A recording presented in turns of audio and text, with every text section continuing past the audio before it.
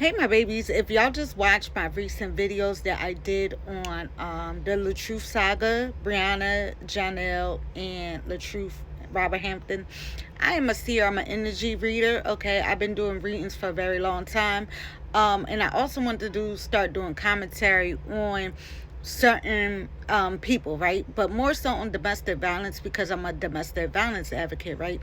So I've been watching this saga for a very long time and I never talked about it, right? I'm one of them people, I guess you'll say, be in the bushes and be watching. And I never said nothing about it because, like, situations like this you really don't want to talk about, especially when people have big followings and then people start commenting negative stuff on your posts and stuff like that. You know what I'm saying? Especially, Brianna having the beehive quote, right? The Beyonce hive, I must say. All right, the Beyonce hive, because I was like, what? Beehive? Okay. But anyway, so reason why I never mention nothing is because, like, sometimes you don't want that drama and you don't want to get into this mess and this nonsense, right? But at the same time, I'm a domestic violence advocate and I've been wanting to say something. So let me introduce myself to y'all. My name is Goddess Jahida on YouTube, and most people know me as Goddess Jahida or Omo Obatala, which I am a child of Obatala and African spirituality. Okay, I am a very professional reader, been doing this for years. And I know I broke down my readings into clips, right? And I have another one that's like 30 minutes long that's on my YouTube that I do want y'all to watch. I did a clip on that as well. So that was the only reading that I did prior to this one. So I'm going to talk about this intuitively, what I've been feeling without cards, okay? So it's like so much that it's so much to this saga. It's like the never-ending story, like literally like the movie, The Never-Ending Story. And sorry, I keep scratching. My hair is like freshly done, so it's like itching, and I'm like itchy because of the hair. So anyway, as I was saying, like, it's like the never-ending story. It's like, where do you really start? Okay, so like even before that, like I really used to like Brianna when I watched them before the saga. Like, this is crazy because, like, I thought they was such a beautiful couple, and that's why I followed them. And I used to like how, I guess, the husband was doing giveaways and stuff like that. Like, I remember back in the day they used to do giveaways, and me being a mother, I'm like, okay, let me put my name on here. Like, it was like so much beautiful stuff, and they just had a beautiful family, right? They was that family, like kind of like the Cosbys, that you just want to, like, I don't know, I'm just saying the Cosbys, but like they were black excellence. Like, they was that family. So I always looked at them like, wow, this is such a beautiful family, right? But you never know what's going on behind closed doors, right? And I started following them when I was married, you know what I'm saying? And I was going through things too, but I didn't know that they was going through things. I was like, yo, this is such a beautiful family. Like, the energy was so authentic, it's so real in the beginning. Like, I don't know what happened, but I know in marriages and stuff like that, and being with people, people had fallouts. But I believe where it went wrong was Brianna probably was tired of latruth. And let me say this, because I'm going to be very honest, and because I'm an energy reader, I don't want to take any sides or anything like that, but I'm going to be real honest because I can't not lie. So what I did see was when he was getting sick, right? He was very skinny, and let me say this, I do suffer from stomach issues as well, and my family has cancer, like a lot of cancers, and which is really sad because I see how people saying he's lying about cancer. That man is not lying. Cancer runs in my family too, and I have what you call a partially paralyzed stomach, right? And I know what the dumping syndrome that he talks about, and reason why he chews the way. Like, I know all that because I have a partially paralyzed stomach, and it's hard to eat certain foods, right? So at one point, I'll say about 3 years ago, if y'all follow my journey, I'm gonna post another video where I was very skinny. I lost a lot of weight. I was 90 something pounds. I just gained my weight. I'm 150 something pounds. I had to get iron infusions. I'm vitamin D deficient. My body hurt, my bones hurt and stuff like that. And I always got to be checked for cancer, 444, because I have the gene, okay? So I know what this man is going through. And I feel like when he got really sick, she started not being attracted to him, okay? And I feel like she could have been talking to this Johnell guy prior to that, because how she moves so fast is showing me that there was that relationship existed, right? Because most people, when you break up, right, the person that moves on fast is the person that was cheating already and had that relationship, okay?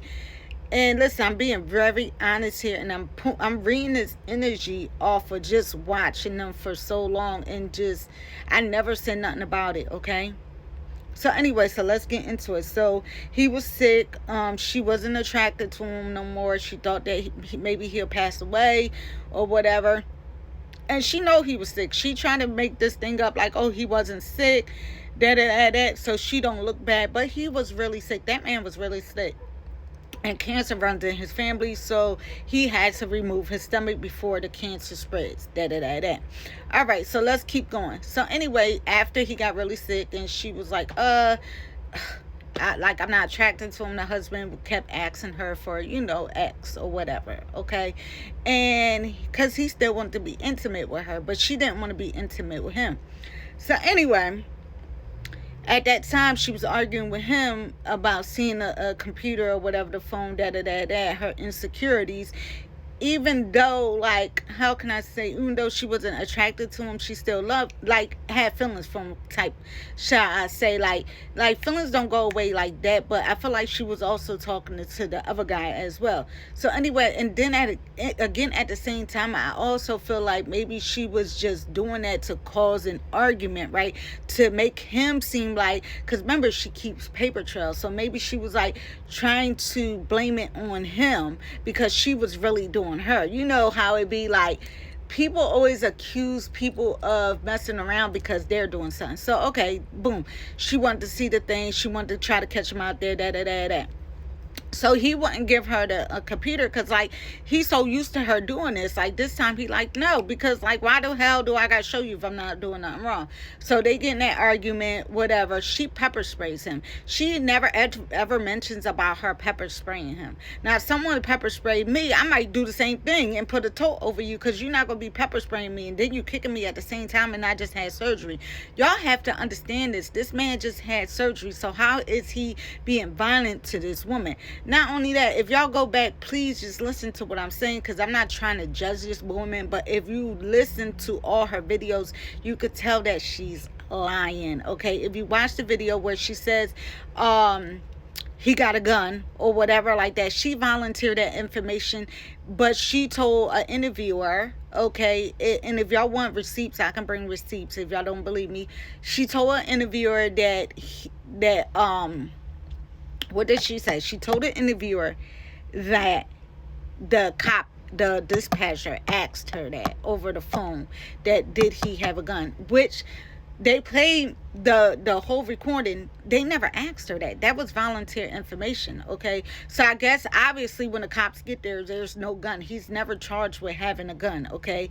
And what's so crazy is, like, that's a black man. Okay, so if you're saying he got a gun and they come there, he might get taken out of here. Okay, so that was like the first red flags. Another thing was her paperwork said that I think it was like her left or her right finger, something like that, was broken. But when they showed the paperwork, she had the bandage on the opposite finger, which was not on the paperwork, and people proved that too to be true on YouTube. And I'm just sitting here like just watching all the videos, and I'm like, oh my god.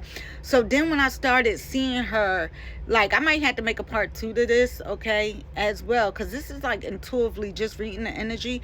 But when I started seeing her go online and the way she was snapping, and she's like, yeah, he got a shrimp and all this and that, and like the way she was just like talking, like that energy was giving me, I just seen 9/11 and that was on her post. That energy was just giving me like drama. What's not clicking? Drama. Like, it was just giving me so much drama.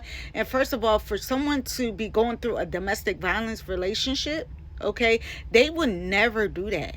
I would never do that. I've been through it. You get what I'm saying? I'm not going to sit there and go online and talk about my abuser when I know he can come and take me out of here. Real domestic violence relationship is nothing like that. You could tell who is the real domestic violence person by their mouth, the way they talk. Ish, she is not scared of that man, okay? And not only that, she used her child as a pawn. We're gonna get into it some more, okay? Just follow, like this video, and I'll